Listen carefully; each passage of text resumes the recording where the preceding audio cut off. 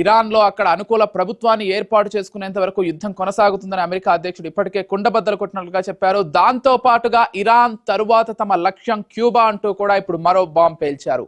అయితే క్యూబాకు సంబంధించి క్యూబా ప్రభుత్వ విధానాలు అమెరికా భద్రతకు ముప్పు కలిగించేలా ఉన్నాయంటూ కూడా ఇప్పటికే అమెరికా అధ్యక్షుడు డొనాల్డ్ ట్రంప్ అన్నారు. ఇదే అంశానికి సంబంధించి పూర్తి అప్డేట్స్ అందించడానికి మా ప్లానింగ్ ఎడిటర్ సురేష్ గారు సిద్ధంగా ఉన్నారు. సురేష్ గారిని అడిగి మరిన్ని విషయాలు తెలుసుకునేటువంటి ప్రయత్నం చేద్దాం. గుడ్ ఆఫ్టర్నూన్ సురేష్ గారు, ఎలా చూడాల్సి ఉంటుంది అంటే ఇప్పటికే ఇరాన్ పైన ఇజ్రాయెల్ అమెరికా సంయుక్తంగా దాడులు చేస్తున్నాయి. అక్కడ అమెరికా లేకపోతే ఇజ్రాయెల్ కి సంబంధించి వాళ్ళ అనుకూల ప్రభుత్వాన్ని ఏర్పాటు చేయాలని, ప్రజలు తిరుగుబాటు చేసి ఆ ప్రభుత్వాన్ని ఏర్పాటు చేసేలాగా చూడాలని ఇప్పటికే ట్రంప్ అనేక సార్లు వ్యాఖ్యలు చేశారు. దీంతో పాటుగా ఇప్పుడు క్యూబాకు సంబంధించి కూడా క్యూబా పైన దాడి చేస్తాం అతి భవిష్యత్తులో అంటూ కూడా ఆయన వ్యాఖ్యలు చేస్తున్నారు. ఎలా చూడాల్సి ఉంటుంది? విజయ్ గారు, మీకు తెలుసు ఇప్పుడు డొనాల్డ్ ట్రంప్ గారు ప్రకటించడానికి అన్ని దేశాలు దాదాపు ఆయన ఏమంటాడంటే, నేను అంటే మనకి పాకిస్తాను, మనకి ఇండియా యుద్ధాలు ఆపాను, తర్వాత మనకి రష్యా ఉక్రెయిన్ యుద్ధం కూడా ఆపడంలో తన పాత్ర చాలా కీలక, ఆపే ప్రయత్నం చేశాను కాబట్టి తనకి శాంతి బహుమతి లేకపోతే నోబెల్ బహుమతి ఇవ్వాల్సిన ఆవశ్యకత ఉందని పదే పదే చెప్తూ వచ్చిన డొనాల్డ్ ట్రంప్ గారు ఇటీవల 7 దేశాలు అంటే యుద్ధాలకు సంబంధించి ఆయన అన్ని విషయాలు, అందుకని మనకి ఇప్పుడు కొంతమంది ఎవరైతే మధ్యప్రాచ్య దేశాలకు చెందిన కొంతమంది బిలియనీర్లు కానీ వాళ్ళందరూ కూడా ఏంటంటే అసలు ఈ యుద్ధం ఎందుకు తీసుకొచ్చారు, అంటే ఈ మధ్యప్రాచ్యంలో యుద్ధానికి కారణం మీరా, లేదంటే ఇజ్రాయిల్ ప్రధాని నెతన్యాహు ఆయన ప్రభావం చాలామంది కూడా ఈ మధ్య కాలంలో ఇటీవల కాలంలో ఈ యుద్ధం అంటే ఇరాన్ మీద ఎప్పుడైతే ఇజ్రాయిల్ అమెరికా సంయుక్తంగా అటాక్ చేశారో ఫిబ్రవరి 28వ తేదీన అయతుల్లా ఖొమైనీ ఇతర సుప్రీం లీడర్తో పాటు అందరినీ హతం చేయడం, దాని మీద దాడి చేయడం నుంచి వీళ్ళందరూ ఇప్పుడు అడుగుతున్నారు, ఎందుకు మీరు ఈ యుద్ధ తాహతం, ఎందుకు మీకు ఇంత ఇదని చెప్పని ట్రంప్ గారు అడుగుతారు. అయితే ట్రంప్ గారు ఏంటంటే యాక్చువల్గా ఇరాను అణ్వాయుధాలు సమకూర్చుకుంటుంది లేకపోతే అణ్వాయుధాలకు సిద్ధం అవుతుంది అని చెప్పి ఒక బూచిని చూపించి చేశారు. కానీ ఈయన అంతర్జాతీయ సంస్థ ప్రకటించింది ఏంటంటే ఇరాన్ అలాంటి ప్రయత్నం ఎక్కడ కూడా అణ్వాయుధాలు తయారు చేస్తున్నట్టు ప్రయత్నం ఎక్కడ కూడా కనిపించలేదు. కాకపోతే యురేనియం నిల్వలు పుష్కలంగా ఉన్నాయి, ఆ యురేనియం నిల్వలు తనిఖీ చేయడానికి మాకు అనుమతి ఇచ్చలేదని చెప్పి అంతర్జాతీయ ఏజెన్సీ. కానీ ఇక్కడ బూచి చూపించిందేంటి, మామూలుగా ఇరాన్ అణ్వాయుధాలు తయారు చేస్తుంది కాబట్టి అందరు కూడా ప్రమాదకరంగా, తమ భద్రతకి తమకు ఇది ప్రమాదకరంగా అని చెప్పని దాడి చేశారు. అదేవిధంగా అన్ని దేశాల మీద కూడా మీరు చెప్పిన కోబా ఇటుపక్క ఇప్పుడు ఇజ్రాయెల్ లెబనాన్ మీద కూడా దాడి మొదలుపెట్టింది. అదేమంటే హెజ్బుల్లా ఉంది కాబట్టి దాని మీద దాడి మొదలుపెట్టారు. ఇప్పుడు 7వ రోజుకి దాడి మనకి ఇజ్రాయెల్ అమెరికా రెండు కలిపి ఇరాన్ మీద దాడి చేసి ఇప్పుడు 7వ రోజుకు జరిగింది. ఇరాన్ కూడా రిటాలియేషన్ పక్కన ఉన్న గల్ఫ్ కంట్రీస్ అన్ని దేశాల మీద కూడా డ్రోన్ల ప్రయోగాలు అనేది ఇంకా కంటిన్యూ అవుతుంది. అయితే ఇప్పుడు నేను ట్రంప్ గారు చెప్పిన దాంట్లో ఇంకో కీలకమైంది ఏంటంటే బై ల్యాండ్ అంటే సైన్యాన్ని ఇంకా పెద్దగా ఎక్కువగా అమెరికా పంపే అవకాశం ఉంది అని చెప్పి ఒక చర్చలు జరుగుతున్న టైంలో అయితే ట్రంప్ దాన్ని కొట్టిపడేశాడు. ఎందుకంటే it is a waste of time అన్నాడు. ఎందుకు, ఆల్రెడీ ఇరాన్కు సంబంధించిన డిఫెన్సు ఇతరత్ర నేవీ పరంగా దాన్ని బాగా నష్టం చేకూర్చాము కాబట్టి ఇరాన్ దానికి మనం డిటాలియేట్ చేసే పరిస్థితిలో లేదు కాబట్టి మేము గ్రౌండ్లో మేము వెళ్లాల్సిన పరిస్థితి లేదు అని చెప్పని ట్రంప్ గారు చెప్పి ఆ రకంగా అక్కడ దాన్ని సమర్థించుకునే ప్రయత్నం చేశారు.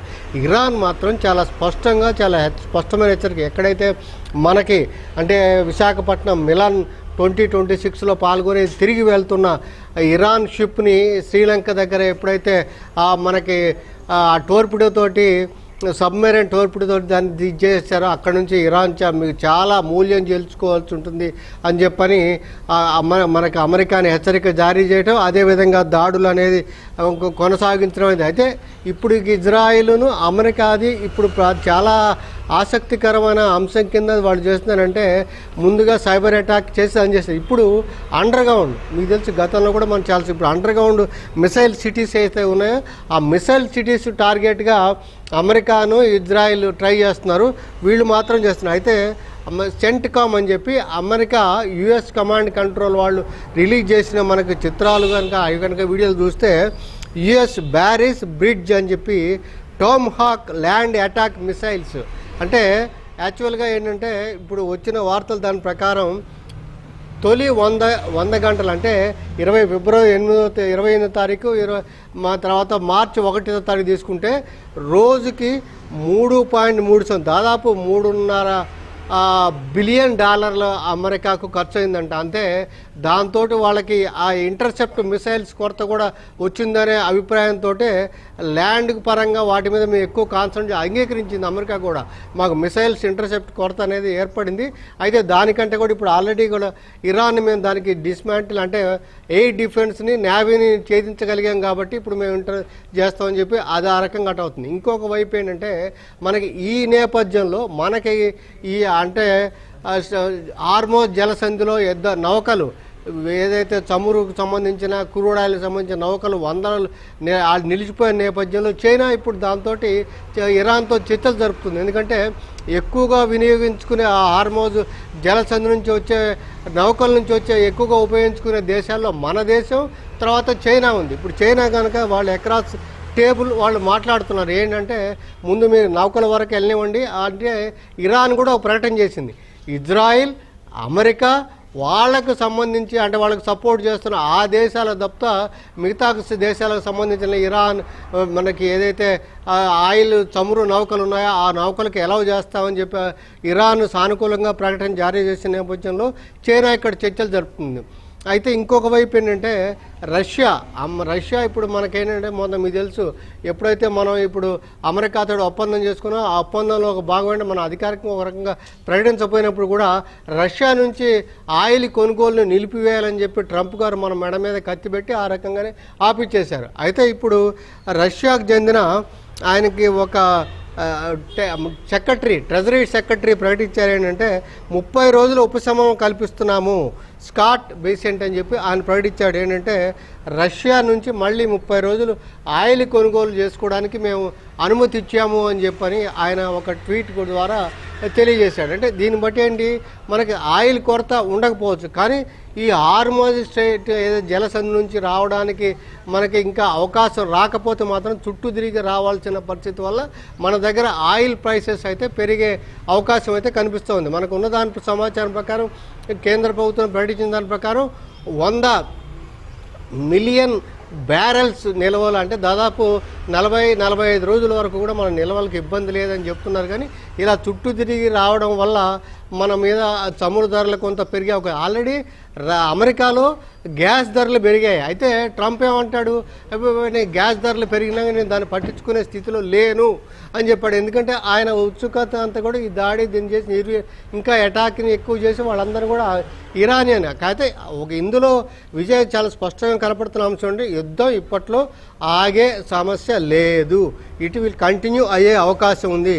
ఒక రకంగా చూస్తే ఇజ్రాయెల్ మనకి ఇరాన్తో పోలిస్తే చాలా చిన్న దేశం విస్తీర్ణంగా పరంగా చూసుకుంటే ఇరాన్ 6,36,000 స్క్వేర్ కిలోమీటర్స్ విస్తీర్ణం అది వరల్డ్లోనే 17వ స్థానంలో ల్యాండ్ పరంగా ఇజ్రాయెల్ కంటే 80 టైమ్స్ పెద్దగా ఉందంట. కాబట్టి దాడి ఇప్పట్లో ఆపే అవకాశం లాంటి పరిస్థితి లేదు కంటిన్యూ చేస్తాం ఇరాన్ చెప్పారు.